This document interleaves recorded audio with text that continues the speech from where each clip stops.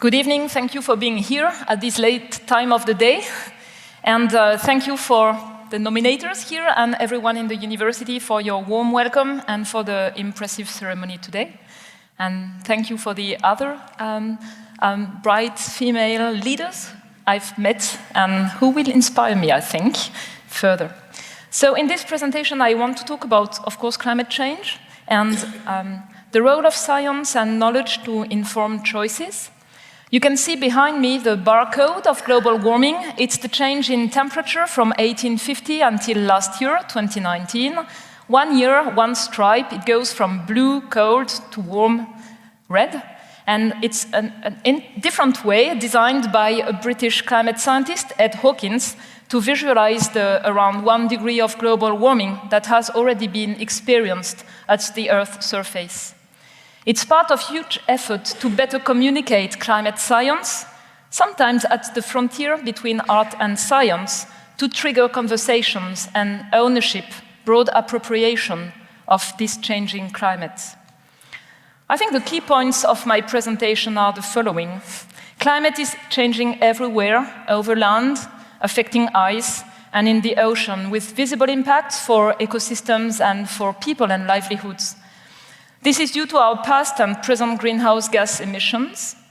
On the near term, in the next decades, there will be further changes. They are unavoidable, but we can act to reduce risks. On the longer term, beyond 2050, the scale of climate change drastically depends on what we will choose to do or not in terms of the use of fossil fuels, agricultural practices, and greenhouse gas emissions to come.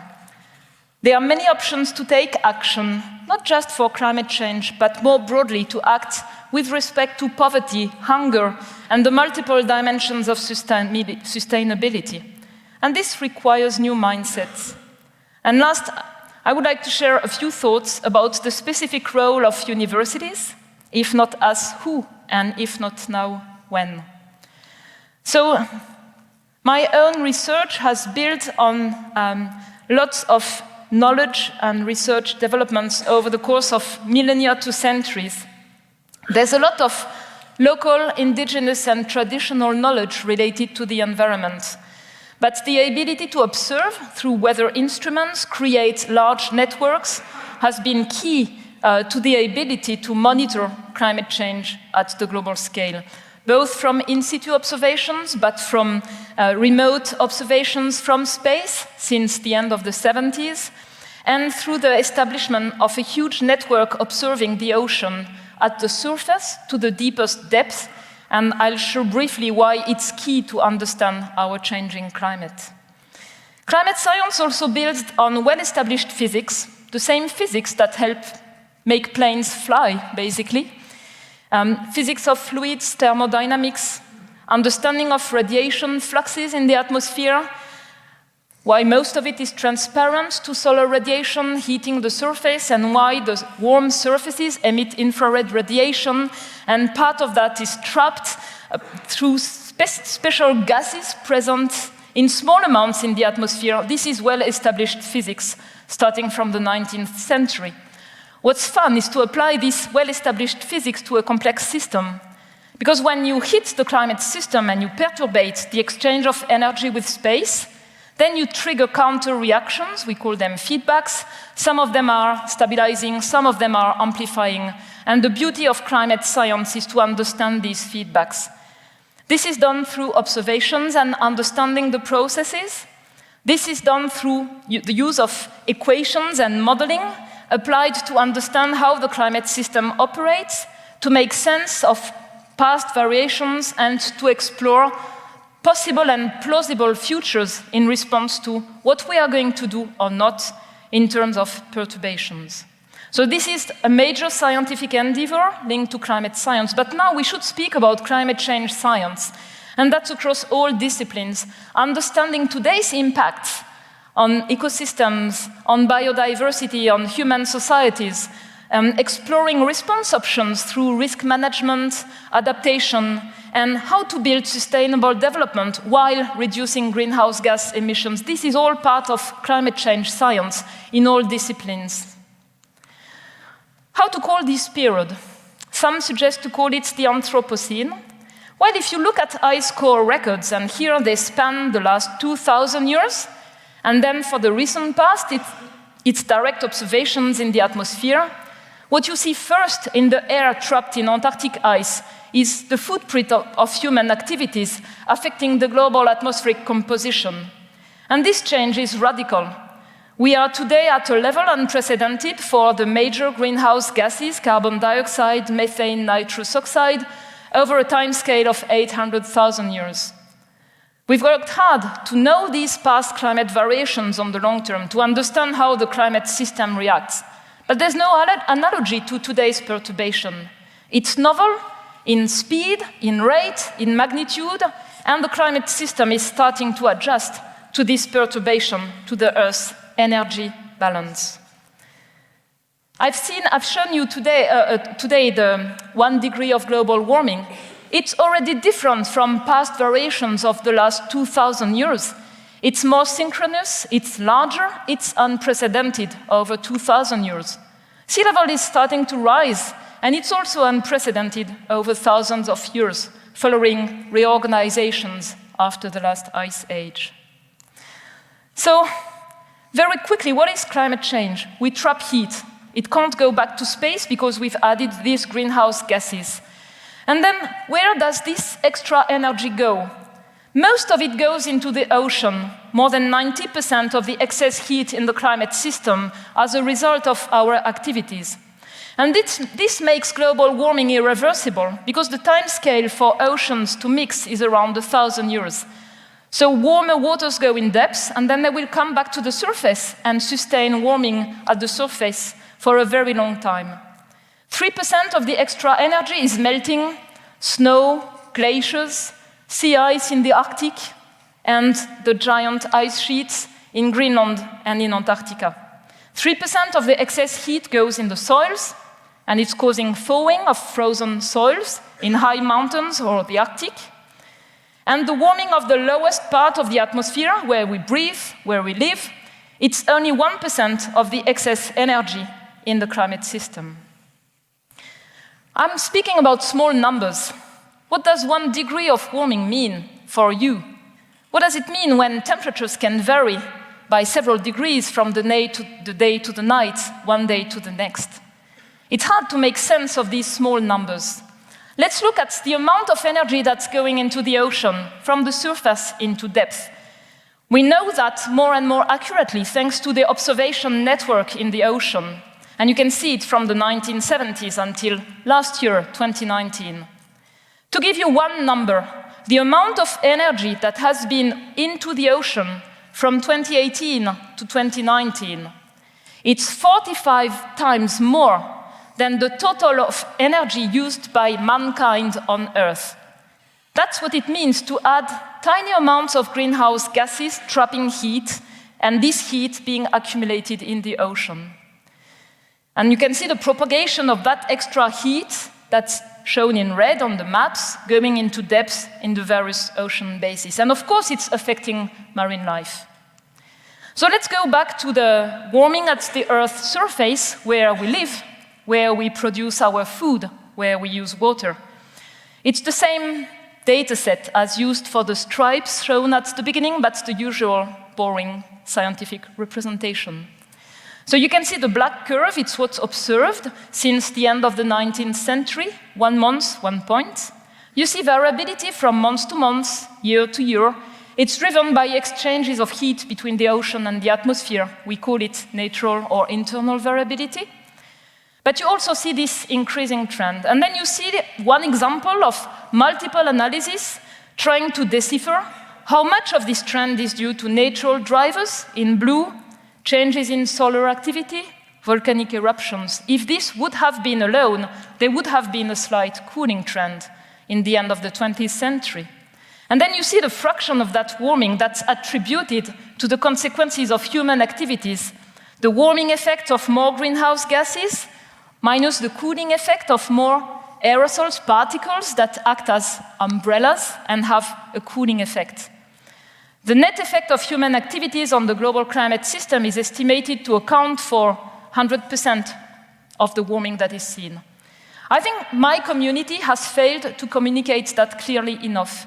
When I have the opportunity to discuss with policymakers, CEOs of large companies, ministers, I come with a few questions and I ask them, look, we are at about 1 degree of global warming.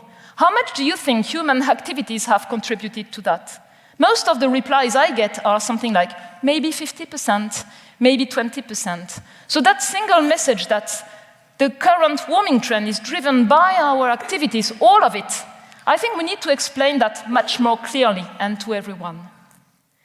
And in a warming climate, where the patterns are changing, for instance, you still have cold spells, but they are less frequent, and it's harder to have a record cold.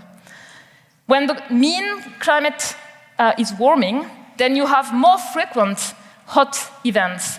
And then you encounter record hot extremes. And this is what is observed overland everywhere. In my own country, France, we reached 46 degrees last summer. We had to postpone the final exam of secondary school because our schools are not ready for such extreme heat and it could not be organized in good conditions. Even in wealthy countries, we're not ready for today's climate variability. And climate change is affecting a number of other things. A warmer atmosphere can hold more moisture, around 7% per degree of warming. So the same storm today doesn't have the same characteristic as the same storm that would have occurred 50 years ago. And in some regions, we see more extreme rainfall events. In other regions, because of changes in wind patterns, there's a trend to less precipitation. It's the case around the Mediterranean Sea, and it's driving more widespread and more intense droughts.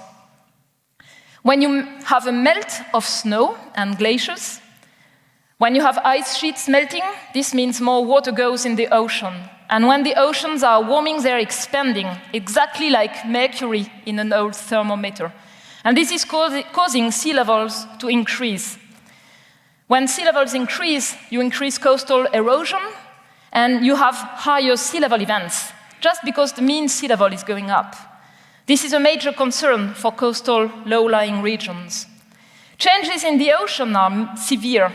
The ocean is absorbing 20 to 30% of our emissions of CO2. The chemistry of the ocean is changing. This is called acidification. It's further stress on marine species who face also more frequent and more intense marine heat waves. So these are the characteristics of a changing climate. And what's remarkable is the production of scientific knowledge. If you look in the peer-reviewed literature, you see more than 20,000 papers each year with the keyword climate change. It's impossible for any of us to read that. We can only read a narrow set of that in a very precise discipline. This means, more than ever, we need a process where we digest this knowledge production. What is robust? What is resisting to critical minds of generations of scientists? Well, just what I summarized before. What is emergent? What could be really important, but is just new knowledge and needs to be verified and confirmed? Where are the scientific controversies because we don't have enough evidence, because evidence is partial or does not agree? What are our knowledge gaps? What are the frontiers of knowledge? How to express that and frame that so that it can trigger new and relevant knowledge production? And that's really what we are trying to do within the Intergovernmental Panel on Climate Change. It was established more than 30 years ago by the World Meteorological Organization and the Programme of the United Nations for the Environment to provide to policymakers the best state of knowledge available. And for that, we rely on the volunteer work of hundreds of scientists who are not paid for that and do an assessment of the literature and the state of knowledge. We rely on thousands of other scientists around the world, also on a volunteer basis, who read our horrible drafts, check the literature, tell us, well, you've forgotten my own so important study, or the studies of my colleagues, challenge our conclusions and the lines of evidence supporting them. And this is key because this collective effort, it makes our assessments as rigorous, objective, exhaustive, and transparent as possible. So we are now at the 6th assessment cycle of the IPCC. Since the beginning, we had early projections. We had primitive climate models. What has taken place since the first IPCC assessment reports had been anticipated. There is no big surprise for climate scientists. And global greenhouse gas emissions continue to increase, so we are increasing the imbalance of the planet. So during this cycle, we were asked by governments to prepare 3 special reports. The first one on global warming of 1.5 degrees Celsius was the outcome of negotiations at the time of the preparation of the Paris Agreement. And at that time, governments could not fully agree on the long-term goal, limiting global warming well below 2 degrees. Some countries, particularly vulnerable, wanted more ambition and a reference to the ambition to limit warming to 1.5 degrees Celsius. So they asked the IPCC to provide the state of knowledge on that. What would it take to limit warming to a low level? What would it take in terms of greenhouse gas emissions? What impacts and risks could be avoided by limiting warming to a low level? What would it imply for sustainable development and especially the wish to eradicate extreme poverty? They also asked us to prepare a special report on climate change and land, linked to desertification, land degradation, food security, and sustainable land management. And finally, to map the whole surface of the Earth, they asked us to prepare a report on the ocean and the cryosphere, snow, ice, and frozen soils, in a changing climate. So these are the 3 reports I would like to summarize to you briefly. And my intention is that it's a teaser, right? I'm going to be very quick. So my wish is that you have the wish to go to our website and look at the full reports that we have and think how you can use that information, how you can contribute relevant knowledge, how it can be used to take action and to make informed choices. And right now we are full speed in the preparation of the main, usual, thick reports, organized in 3 working groups: the physical science basis, the impact, adaptation, and vulnerabilities, and the options to create sustainable development while reducing greenhouse gas emissions or mitigation. So you are welcome to contribute to the review of the main report on mitigation. It's open now. You can register, describe your expertise, download 1 chapter or all the chapters, and provide review comments. And between March and April, it will be the final opportunity to contribute to the report I'm co-supervising on the physical science basis. And we need your input, so please help, please contribute to that review process. It's crucial for the quality of the assessment of the state of knowledge. And all that is feeding a synthesis. So each report is long, and then we prepare a brief, sort of 20, 30 pages, summary for policymakers.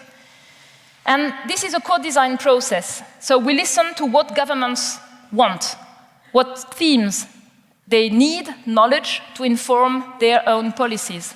And at the end, this summary for policymakers, they are approved word by word and line by line. Each table, each figure, each number is scrutinized. It's an interesting exercise. It's forcing scientists to explain things clearly in plain language. It's a super quality control on the scientific rigor. It also shows the power of science. When science is solid, even if it's inconvenient, it's approved by all governments as a common ground. And it helps to separate the assessment of the state of knowledge from policies and negotiations. It's a common, agreed scientific basis. You can also choose to ignore it, of course. So let me show briefly the key messages from the special report on global warming of 1.5 degrees Celsius. It's based on more than 6,000 publications, many of them quite recent, and it has benefited from 1,000 reviewers and more than 42 review comments. Some of you may have experienced the review process for your own papers, and I think you can appreciate what it means. I summarize the key messages as the following. It was a surprise for many of us how much every fraction of warming, every half a degree of warming matters in terms of impacts and risks. If we want to keep the small window of opportunity open to stabilize warming to low levels, every year matters for action to reduce emissions quickly. And in terms of climate action, it goes hand in hand with sustainable development, and for that, every choice matters.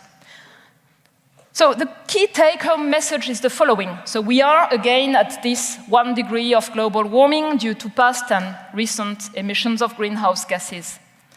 At the current rate of warming, it's not rocket science, it's a pure extrapolation. Plus 0.2 degrees per decade will be in a 1.5 warmer world between 2030 and 2050, when my kids are my age. It's going to come soon. And it's a strong motivation to look at what is a 1.5 degree warmer world? What do we need to be prepared to? I also want to say that at the moment, the pledges done by governments within the framework of the Paris Agreement, they imply global greenhouse gas emissions to continue to increase, less fast as if there would be no action, but to continue to increase until 2030. With that level of ambition, and if these pledges come true, then we are on a pathway that would lead to a global warming of around 3 degrees by the end of the century. So we're not on track in terms of commitment from governments to any stabilization of warming at low levels. But they asked us to look at that, and that's what we did.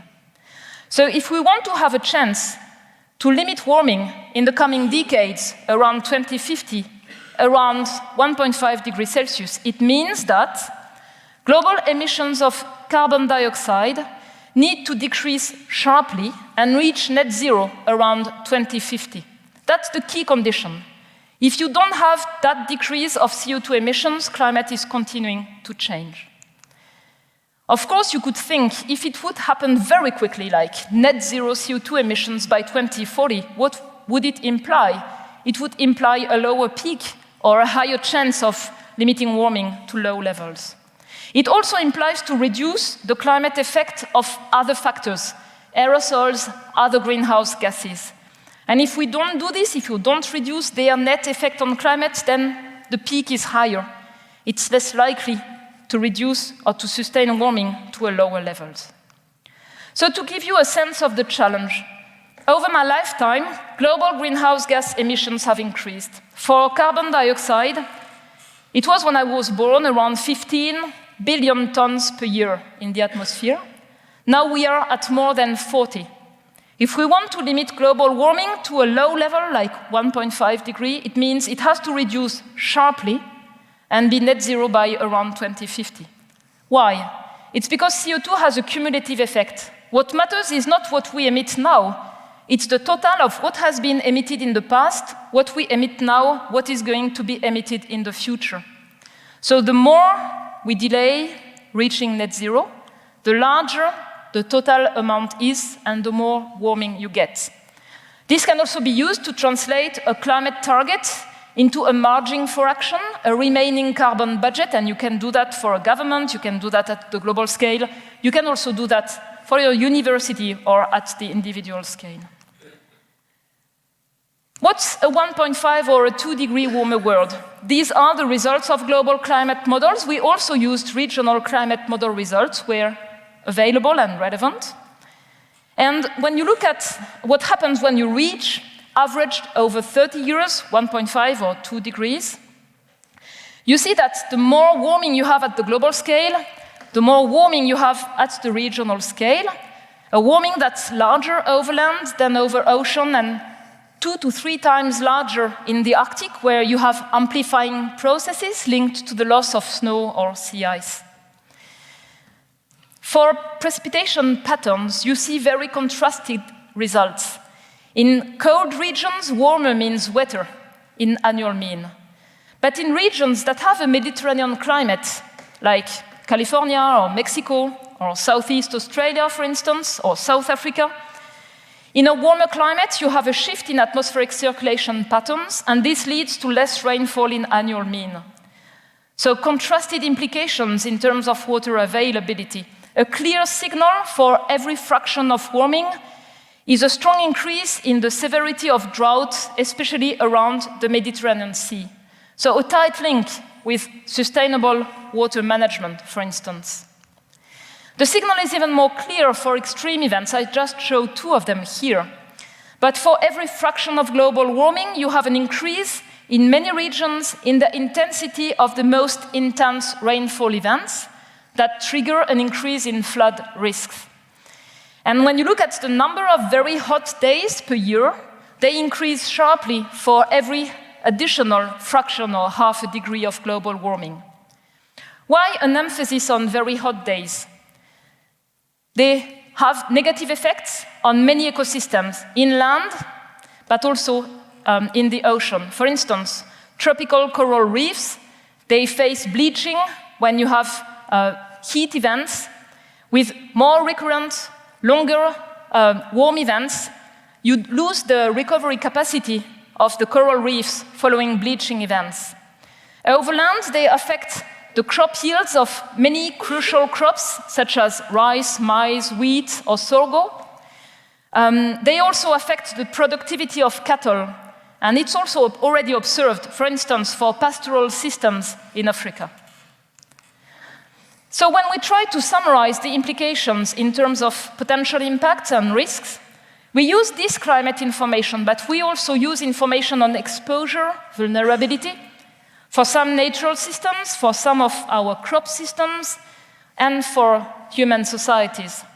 And this allows this summary representation of the level of risk and the severity of risk. It goes from undetectable in white to moderate in yellow or large in red or purple. And you can see that today, with around 1 degree of global warming, we already see the impact of changes and the degradation of tropical coral reefs.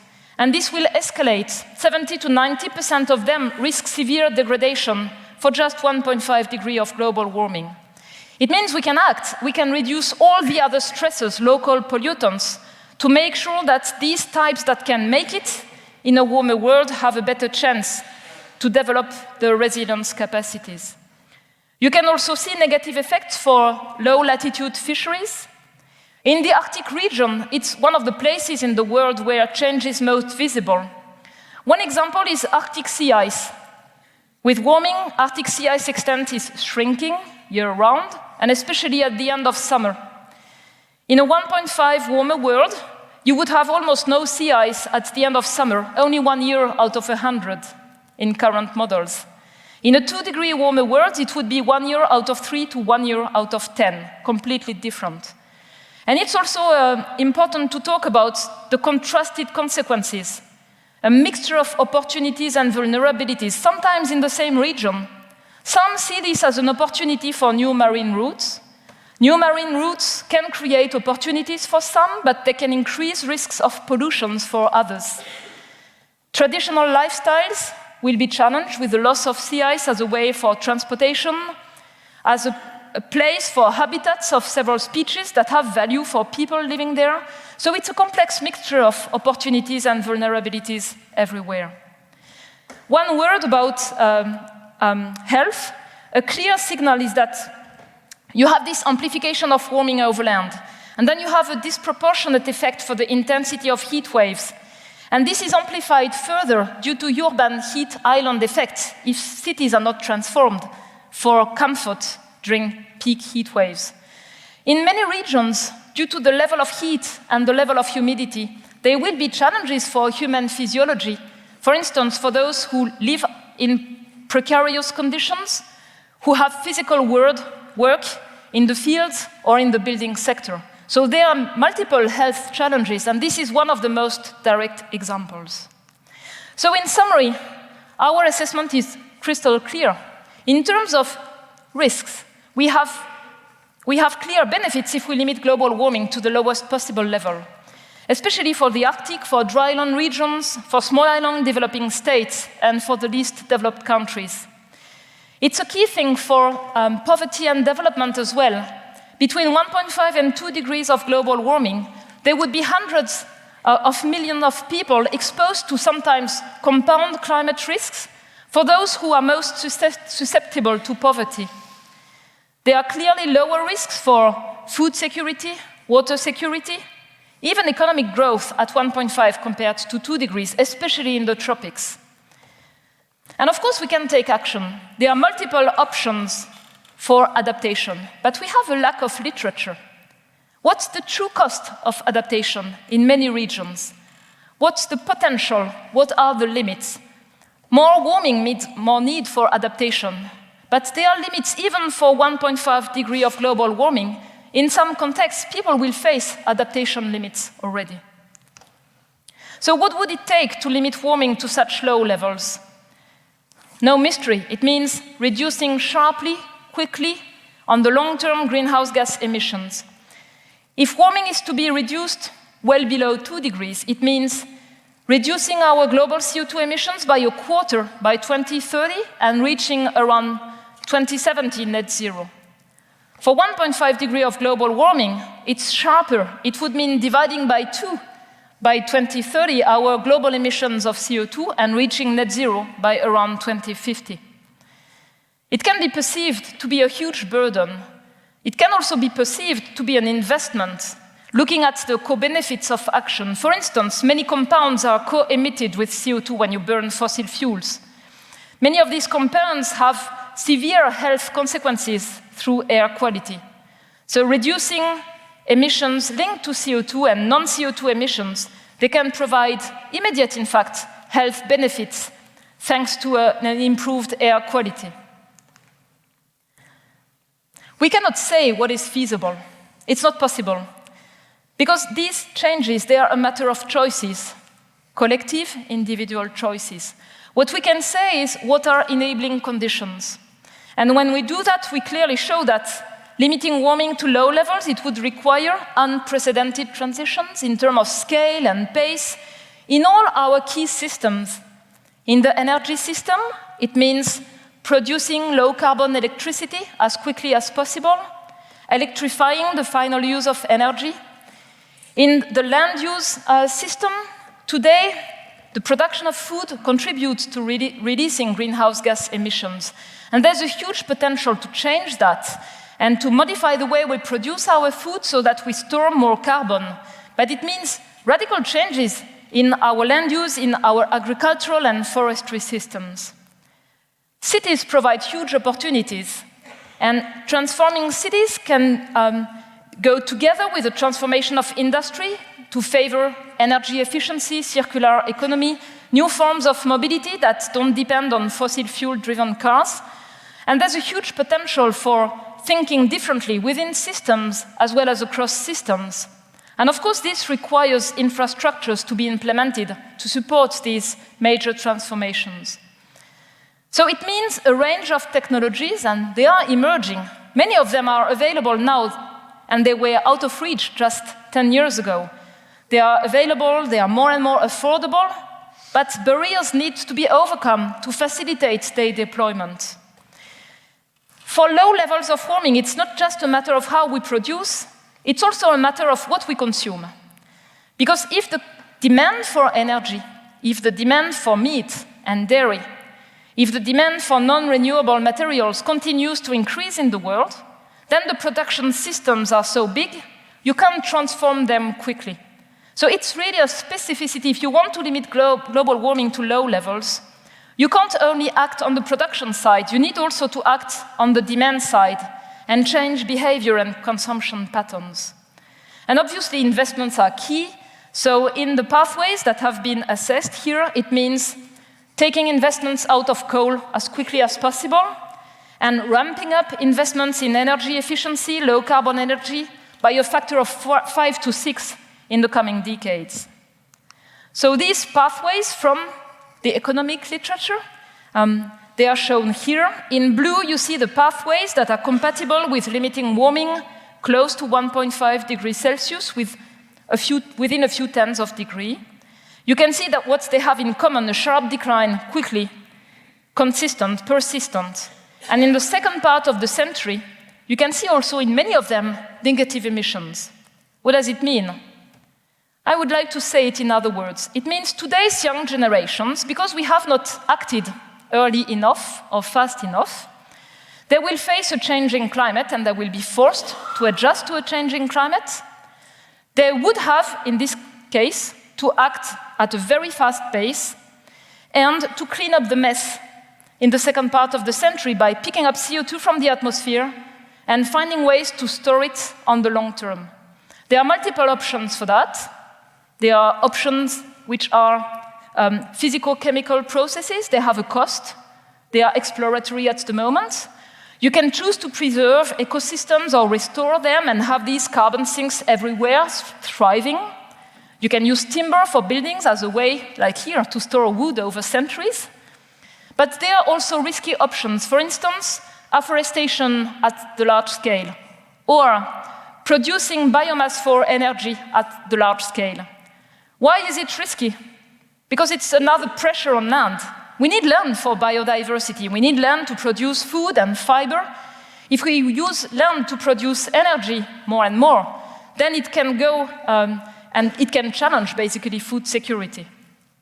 So my message now is the following. When you hear at the moment heads of governments, heads of companies promoting planting trees, be very nervous. It can be the tree masking a forest of inaction on key sectors. And it's going up more and more at the moment. What happens if we just wait 10 more years? If we follow the same path, but waiting just 10 more years, we'll just go above 1.5 degrees Celsius and face the consequences. Potential irreversible loss of ecosystems and heritage, crisis management. And if we would like to go back after overshooting, it would mean even more negative emissions in the future at a level that's clearly unsustainable with what can be foreseen at the moment. So the issue of thinking of climate change together with sustainability, I think that's the strength of that report. And we owe that to the diverse contributors, especially social scientists, who have provided a different framing approach on how we look at the response options.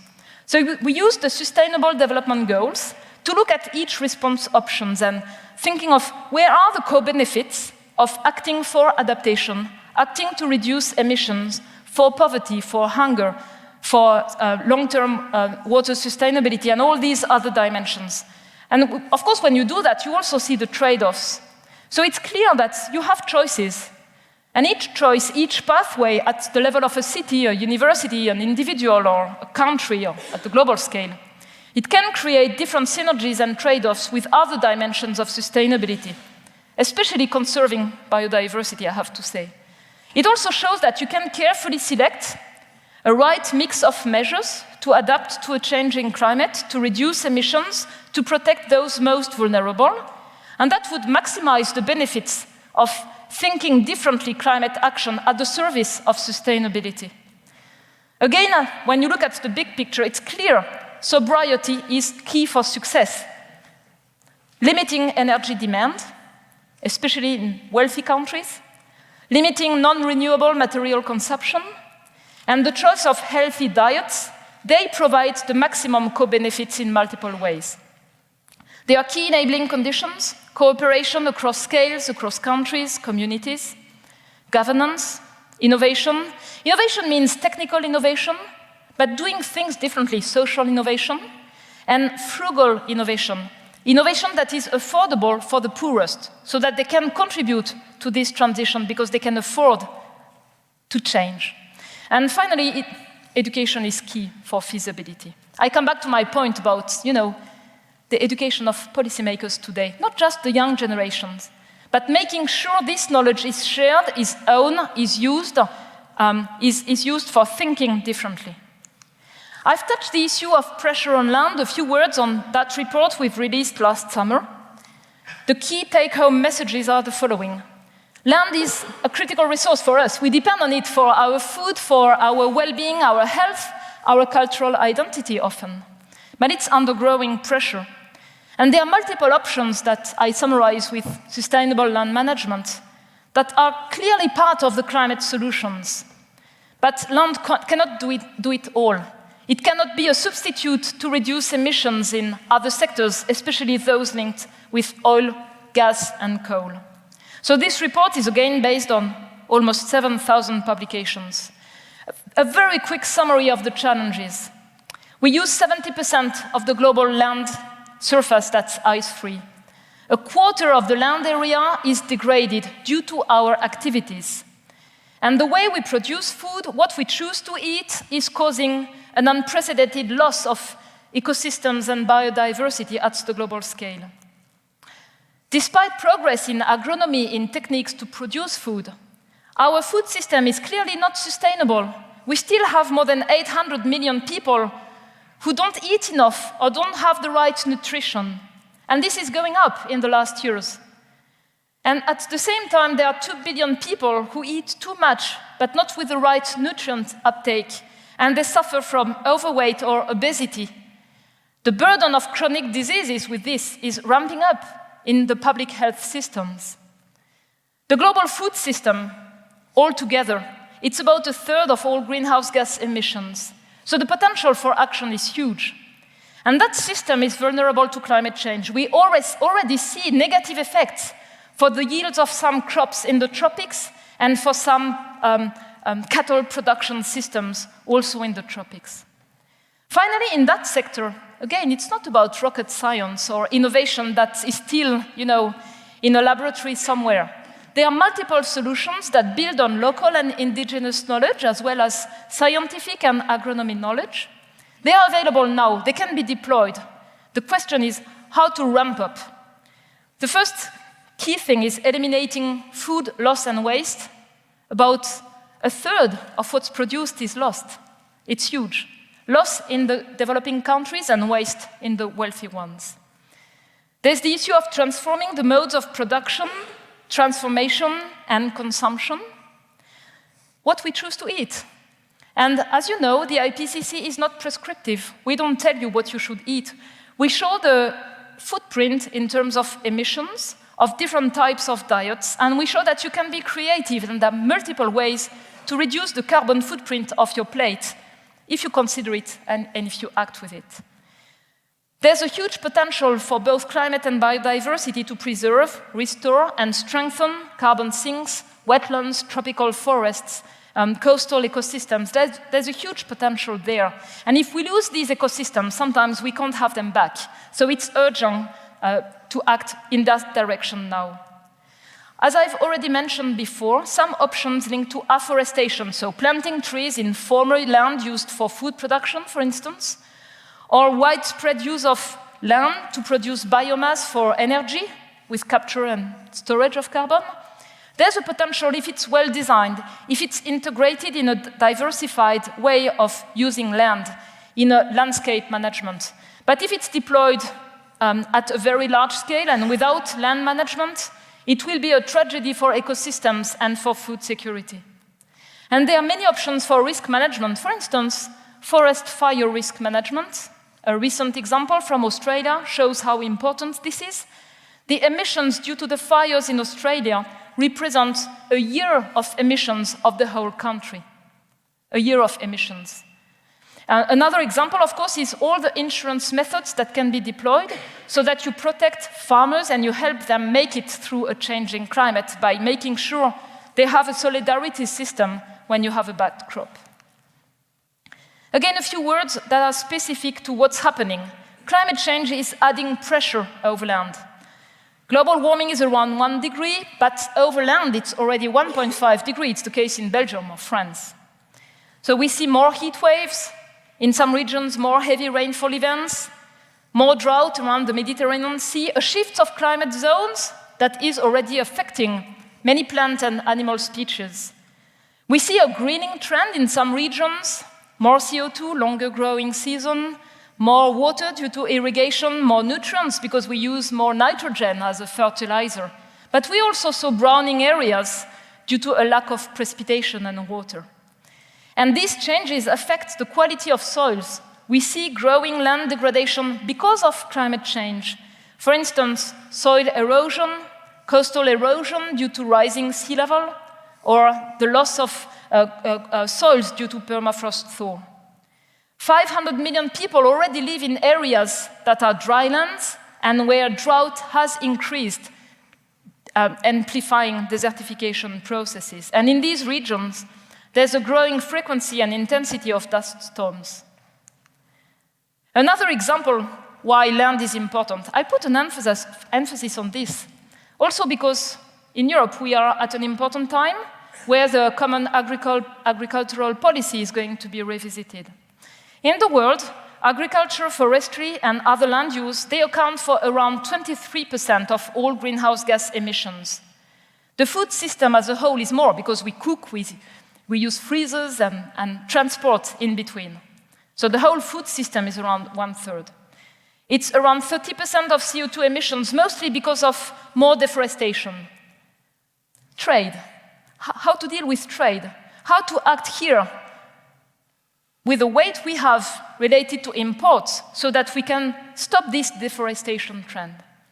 44% of methane emissions, and that's with more cattle, more ruminants, and more production of rice and associated emissions. 82% of emissions of nitrous oxide. This is due to the use of nitrogen and manure deposition, and all this can be optimized. There are solutions in each sector so that we can reduce these emissions. At the same time, what's happening over land is helping us. The natural reaction of land is storing around 29% of all our emissions in organic matter, plants, biomass, and carbon in soils. The future of this sink is uncertain in a warming world. It would seem positive that you have more CO2, a longer growing season, but at the same time, with warmer temperatures, respiration in soil that releases CO2 is increasing. And the key uncertainty is what's going to happen with the thawing of permafrost. In the frozen soils around the Arctic, there's twice more carbon than the atmosphere. It's warming, it's thawing, it's highly uncertain to decipher how much CO2, how much methane is going to be emitted in this region. It's a key source of uncertainty for future climate projections. So there are specific risks linked to land processes as a result of a changing climate. And my message is the following. Of course, the risks, they will depend on the level of warming because of the climate hazards. But for some of them, they depend on our choices. So in terms of the level of warming, there's a clear increase in the risk of water scarcity in drylands with any fraction of additional warming. It's the same for soil erosion or vegetation loss. If you look at wildfire damage risk, the area subject to fire would increase by a factor of 2 around the Mediterranean Sea between a global warming of now 1.5 and 2 degrees. Let's take the example of Australia. This has been known since the 1980s that a changing climate would increase the length of the season or the severity of the fire-prone weather. So this is a clear and solid knowledge that's available to inform governments so that they can take action. I've already mentioned other aspects, but let's come to our food system. We already see instabilities in the supply of food locally in some regions following dry events. With larger levels of warming, the risk is that this would be for larger regions or different regions in parallel, challenging our ability to provide food, transport food, and do the crisis management at the scale that would be needed. And in terms of food security, the level of risk, it's not just a matter of the level of global warming. It deeply depends on our development choices. If there's a choice of sustainability, low population growth, reduced inequalities, systems for food production that are resilient and low carbon, a high adaptive capacity at the farm scale, at the country scale, at the household scale, and effective and sustainable land management, then even for global warming of 2 to 3 degrees, the risk of food insecurity can stay moderate. But if there's high population growth, increased inequalities, poor adaptive capacities, production and consumption that's heavy in resources and pressure on land, then because of the pressure on land, in case of a challenge, it would amplify the effect on the price of food and exacerbate the consequences of a changing climate. And in such a world also with slow technological changes, you can see that the level of risk for food insecurity is becoming high already at 1.5 degrees of global warming. So it's not just a matter of climate change, it's a matter of which development path we are going to follow or not. And I'll finish with the ocean and the cryosphere. We are here in the middle of Europe. It may be remote to you, what's happening in the ocean, what's happening in high mountains or polar regions. But we already see the fingerprint of human-induced climate change from the top of the mountains to the bottom of the sea. And it's already affecting life, biological life, and life-sustaining systems that affect billions of people here. Let's look at the high mountains. In the high mountains in the world, directly, there are more than 600 million people. And their way of life is well adjusted to snow, glaciers, and the capacity of snow and glaciers to store water and release water in the dry seasons. There are also billions of people dependent on the runoff from the high mountains for hydropower, for food production, irrigation, and major cities around the Andes or around the high Asian mountains. We see a decline, a generalized decline in glaciers, snow and ice, and we also see thawing permafrost in the high slopes, in the high mountains. And this is projected to continue and to alter local hazards such as landslides, outburst flow from lakes, flooding, and wildfire, for instance. There are huge concerns for biodiversity in high mountains, especially for species that are well adapted to snow and cold conditions, that are growingly challenged by other species that migrate upfront. So conservation will be crucial. It's also crucial for recreational activities, tourism, and cultural assets. We already see negative effects, and the projections will enhance these negative effects. And of course, it's not just a matter of people living in the high mountains. There are major challenges linked to integrated water management downstream, given the multiple uses of water, where glacial melt will create peak water and then a decline in water resources in many places in the coming decades. Let's move to polar regions. This is a photograph of the very specific wildlife you can find around Antarctica, but I will mostly speak about the Arctic. So there are common things. These polar regions, they host very special biodiversity. They have giant ice sheets, and I'll speak about that, with relevance for coastlines around the world. And in the Arctic, you have 4 million people. Many of them are indigenous people with specific heritage, local knowledge. We've relied on that knowledge in our assessment, and some holders of indigenous knowledge in the Arctic have been reviewers of our reports. So what's happening in the Arctic? There's a decline in Arctic sea ice, a decline in snow cover in spring, and warming and thawing of frozen ground. People there, 4 million people, they are already, of course, adjusting the way they live, their transportation for the safety of travel conditions. But their adaptation capacities also depend on the availability of resources. So here we look at contrasted futures.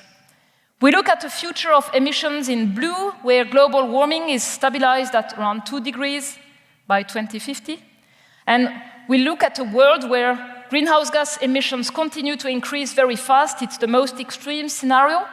And that's a scenario used a lot by the scientific community, looking at the responses of ice sheets, of the climate system, and that's why we focus on those. You can see that in the next decades, the projections are quite similar, but they diverge broadly after 2050.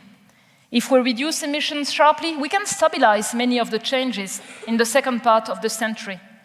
If we continue to emit more greenhouse gases, it will be exacerbated. Let's look at the permafrost area near the surface in the Arctic. About 25% of that area would be lost for 2 degrees of global warming, 70% for 4 degrees of global warming. What would be the accompanying feedbacks? It's very hard to quantify. We are really in an area of deep uncertainty at the moment. And the Greenland and Antarctic ice sheets, they are losing mass. Greenland is melting, and the mass loss of Greenland has doubled in the last decade compared to the previous one. Antarctica is flowing faster in some sectors. It's due to warmer conditions at the interface with the ocean. And the mass loss from Antarctica has been multiplied by 3 in the last decade compared to the previous one. Today, glaciers and the Antarctic and Greenland ice sheets are the main contributors to sea level rise, in addition to the warming of the ocean at depth. And the mass loss from Greenland and Antarctica is causing an acceleration of sea level rise. They are not adjusted to today's climate, glaciers and ice sheets. They will continue to adjust on the long term. And so sea level rise, whatever we do in terms of emissions of greenhouse gases, it's committed to increase. We can just limit the rate of increase by strongly reducing emissions now. So polar regions, they are really particular. There's a challenge. We need you. Today, Antarctica is a place of science and peace. But what will be the fate of the Antarctic Treaty under growing pressure for resources? We need to preserve that area. But to preserve that area, if we emit more greenhouse gases, will cause change to happen in the coming decades that will be irreversible. So the polar regions, they will be profoundly different in the future compared to today due to the loss of the cryosphere, and that will deeply depend on our emissions of greenhouse gases to come. This will challenge adaptation responses in the Arctic, but also at the global scale, especially due to sea level rise. So I will focus now on sea level rise. At the moment, we have 65 million people living in small islands, which are developing states with limited resources. And we have more than 600 million people living on the coastlines. In all socioeconomic projections, it's projected that about 1 billion people will live on the coastlines globally by 2050. So the issue of sea level rise and how to deal with sea level rise on coasts is a major challenge that we need to address now.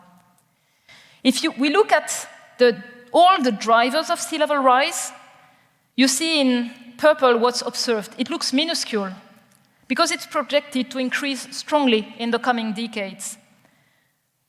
The ocean heat uptake, the contributions from Greenland, Antarctica, and glaciers, they will be very different if we reduce emissions and global warming is limited around 2 degrees, or if we continue to increase emissions and we have a larger amount of warming. By the end of the century, if global warming is limited at around 2 degrees, then it would be something like 50 centimeters of global mean sea level rise. For 4 degrees of global warming, it would be around 80 centimeters, and the upper plausible range has been increased to more than 1 meter. But it doesn't stop there. So if we look over 2 more centuries by 2300, you see in the blue scenario it goes up to 1 meter. In a high-end scenario, it's several meters more, and rates that were previously encountered during past deglacial periods, known from paleoclimatologists. There are key uncertainties here. How fast? What are the thresholds? When could some sectors of the Antarctic ice sheet be destabilized? This is again associated with deep uncertainty here. And when mean sea level is going up, it's changing the likelihood of extreme sea level events. So for a given sea level, you have the tide of the month, then you have the storm of the year, the storm of the decade, and the storm surge of the century. That's the centennial extreme sea level events of the past. But when the mean sea level is going up in each region, what happened previously once per century will happen much more often. And on the map, we show the decade when the events which occurred in the past once per century will happen every year. And you see in tropical regions, in many places, they will happen very frequently in the coming decades. So sea level rise is not just a mean rise, it's also extreme sea level events that will happen much more frequently. And the risk from sea level rise, from extreme sea level events, again, it's not just a matter of sea level rise. It's a matter of local responses. There are multiple options for in situ adaptation. You can accommodate, put at height what has value and have early warning systems. You can protect with hard defenses when you can afford them around large and wealthy cities. You can sometimes advance, like Monaco or Singapore, to protect existing buildings when there's a high value for land and a high pressure. If you have space available, you can choose to retreat. This is what Jakarta is planning, to retreat a whole capital because of subsidence and sea level rise risks. And in rural areas, you can also play with ecosystem preservation, mangroves and coastal ecosystems. They help reduce erosion, they help deal with submersion risks for a certain range and for a certain rate of sea level rise. But what's really striking is that, again, the most exposed and the most vulnerable people are often those with the weakest response capacity. So when we look at risk management, we assume all the potential response options are deployed at the maximum capacity.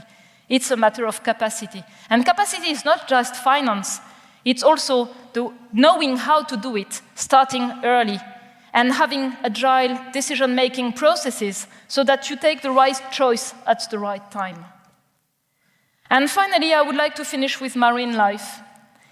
In oceans, multiple changes are taking place. Overfishing, local pollution pressures, and climate change is adding to those pressures. It's adding to those pressures through more marine heat waves, more intense, more frequent on larger scales.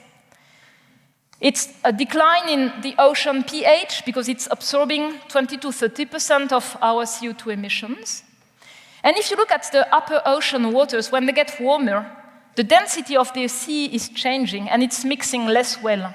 So it's causing a reduced ventilation and less oxygen, less nutriments going into depths. And all these characteristics have already affected marine life and will continue to affect its distribution and its productivity. Some ecosystems are more fragile than others. It's the case for tropical coral reefs or kelp forests, where we already see impacts now and they will escalate with small amounts of additional warming. But actually all ocean ecosystems, even in the depths of the ocean, they will be concerned for levels of warming between now 2 and 3 degrees of global warming. We already see changes in the distribution of fish populations. At the surface, they are moving poleward at a pace of around 50 kilometers per decade, and it's 20 kilometers per decade at the bottom of the ocean. This has already reduced the fish catch potential, especially in the tropics, and this will continue in the tropics. So you see that communities that are exposed to food security challenge over land, sometimes the same communities will also face nutrition security due to the impacts on seafood, especially when they heavily depend on seafood for proteins and for nutrients. So I've tried to summarize 20,000 publications and a state of knowledge thanks to the dedication of the contributors to the IPCC reports, so that you have a sort of helicopter view. Of course, it's simplified as much as I can in the short time that I have. But I hope I can share with you this big picture of what is a changing climate, why it matters for all of us, and what we can do at any scale, at a citizen scale, at a city scale, at a university scale, to take action. Because basically, going back to the stripe diagram, today's choices, they will determine future risks. There are multiple futures ahead of us. It's not written. There are futures where we have huge amounts of greenhouse gas emissions or huge permafrost carbon feedbacks, and then we'll reach maybe 2.5 degrees of global warming in the middle of this century, and large levels by the end. There's the current low ambition, where we reduce slowly, gradually, and some people are in full denial and don't want to take any action. And that could lead to a warming of around 3 degrees by the end of the century. Or there are choices where there are faster reductions of emissions, and in that case, we would have 1.5 degrees of global warming by around 2050, but we could stay close to that by the end of the century and over the longer time. A few thoughts to finish on the particular role of universities and academics. There are many options for action, but it requires new mindsets and new skills: climate literacy, climate change literacy, a systemic vision, understanding both science but also societal implications, to think of fair and just transitions and how to implement them in partnership with communities and with all of society. Thinking of both transitions of systems but also changes in consumption patterns. thinking of all the dimensions of innovation. We've worked also with new approaches, how to train teachers. Teachers will be with young children around the world. There has been an adaptation of the 1.5-degree report as classroom material for teachers done by the Office for Climate Education. It will soon release 200-page documentation as material for teachers about the ocean and the cryosphere. We need also to monitor. We monitor the skills of people to know how to count, to know how to read. At the moment, there's no international benchmarking of the skills of the young people in terms of climate literacy. It's nowhere measured. It's not supposed to be an indicator of success of our universities, our education and higher education systems. I think we really need to be more ambitious. How do you want people to do risk management if they don't even know which risks they are going to face? We really need universities to ramp up the ambition and to be ambitious, to have skills and competencies measured repeatedly. We need research and action to support transitions and transformations. A few examples of resources that are emerging. So, highlights. The first one is an agenda of research and action for cities and climate change. And it was jointly developed by participants of IPCC and by organizations of cities at the global scale. If I have to give one emphasis on that, it's the issue of informality. We are in an unprecedented urbanization move in the global south. It's done by informal sectors. We need ways to understand emissions, risks, and to help that informal development of cities to avoid creating traps of large emissions of greenhouse gases, vulnerability, and exposure to a changing climate. A second example. We are here in a place full of history and culture and traditions. A lot of our heritage is at stake. Places, historical places on coasts, historical places in the high mountains, cultural heritage that is also immaterial, traditions, way of life, interdependencies between societies and their ecosystems and environments. So one group working under the UNESCO framework has developed a vision which they call the future of our past. How can cultural heritage, museums, how can we have partnerships to show how societies built their resilience in the past, but also giving visible examples of transformation that can inspire people and be examples of shifting communities, changing their practices so that it becomes part of the culture to be involved in transformation supporting climate action. And finally, there are also examples of scientists taking action together, a group of scientists called Labo 1.5, to try to transform the way we do our own research, the way we measure our environmental footprints, to open data from cities and universities to use that to train students so that they can create their own skills, to have ambitious targets like net zero emissions for our own work, and to stimulate creativity. And I try to summarize, these reports by saying every fraction of warming matters, every year matters, and every choice matters. I really hope your choices will matter. Thank you very much.